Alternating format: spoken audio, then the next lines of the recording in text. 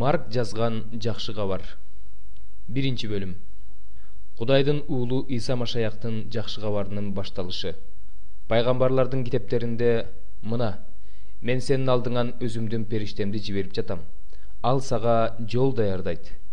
Теңирге жол даярдагыла, ал үчүн жолдорду түздөгүлө деп ээн талаада жар салган үн угулат деп жазылгандай, чөмүлдүрүүчү жакан келип ээн талаада сууга чөмүлдүрүп мындай деп жар салды: күнөөңөр кечирилиши үчүн тобо кылгыла, сууга чөмүлдүрүлгүлө.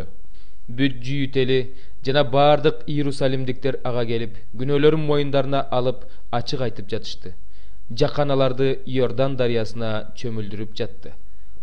Жакан төөнүн жүнүнөн кийим кийип, белине кайыш кургурчанып жүрчү. Ал чегиртке менен жапайы бал жечү. Жакан элге мындай деп жар салды: менин артымдан менден күчтүү келе жатат. Мен эңкейип, анын бут кийиминин боосун чечүүгө да татыксызмын. Мен силерди сууга чөмүлдүрдүм, ал болсо ыйык рухка чөмүлдүрөт. Ошол күндөрдө Галилеядан, Назарет шаарынан Иса келип, жакан тарабынан Иордан суусуна чөмүлдүрүлдү. Ал суудан чыкканда, жакан ачылган асманды жана рухтун көгүчкөн сыяктуу ага түшүп келе жатканын көрдү. Ошондо асмандан: сен менин сүйүктүү уулумсуң, мен сага ыраазымын деген үн угулду. Ошол замат рух аны чөлгө алып барды. Иса чөлдө 40 күн болуп, шайтан тарабынан сыналды. Ал жырткычтар менен бирге болду. Периштелер ага кызмат кылышты. Жакан камакка алынгандан кийин Иса Галилеяга келип, Кудайдын падышачылыгы жөнүндө жар салып: убакыт келди, Кудайдын падышачылыгы жакындап калды. Тобо кылгыла, жакшы кабарга ишенгиле деди. Иса Галилея көлүнүн жээги менен бара жатып, көлгө тор салып жаткан Шимонду жана анын бир тууганы Андрейди көрдү. Алар балыкчылар эле. Ошондо Иса аларга: менин артымдан ээрчигиле, мен силерди адам кармоочу кылам деди. Алар ошол замат торлорун таштап, анын артынан ээрчип жөнөштү. Бир аз нары баскандан кийин ал Зебедейдин уулдары Жакып менен Жаканды көрдү. Алар кайыктын ичинде тороңдоп отурушкан эле. Ошол замат Иса аларды чакырды. Ошондо алар атасы Зебедейди жумушчулары менен кайыкка калтырып, Исанын артынан ээрчип жөнөштү. Алар Капернаумга келишти. Иса ишемби күнү синагогага кирип элди окутту. Эл анын окутуусуна таң калды. Анткени Иса аларды мыйзам окутуучулардай эмес, бийлиги бар адамдай окутту. Алардын синагогасында жин оорулуу бир адам бар эле. Ал ошол замат: эй, Назареттик Иса, бизде эмне ишиң бар? Сен бизди жок кылганы келдиңби? Сенин ким экениңди билем, сен Кудайдын ыйыгысың деп кыйкырды. Бирок Иса жинге: үнүңдү бас да анын ичинен чыгып кет деп тыюу салды. Ошондо жин ал адамды калтыратып жана катуу кыйкыртып, анын ичинен чыгып кетти.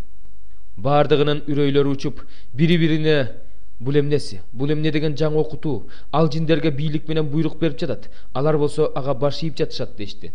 Ал жөндөгү кабар Галилеянын туш тарабына тез эле тарап кетти. Иса синагогадан чыккандан кийин Жакыпты, Жаканды ээрчитип, түз эле Шимон менен Андрейдин үйүнө келди.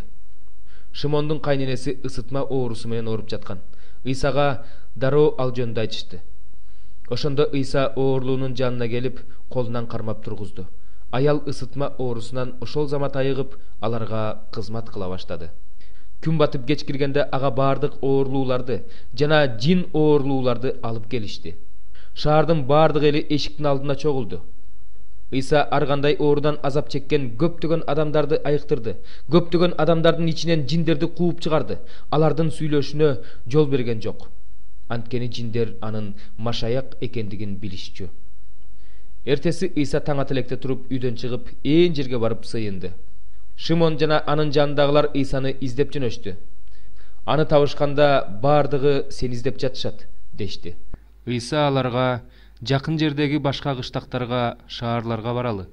Мен ошол жерлерде да жакшы кабар айтышым керек.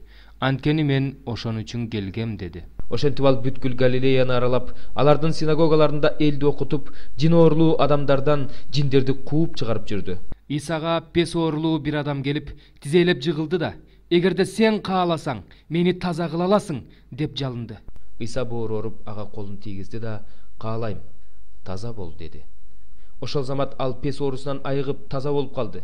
Иса болсо ага эч кимге эч нерсе айтпагын деп катуу эскертти да: барып ыйык кызмат кылуучуга көрүн, тазаланууң үчүн Муса буйруган курмандыкты чал, бул аларга күбөлөндүрүү болсун деп кетирип жиберди.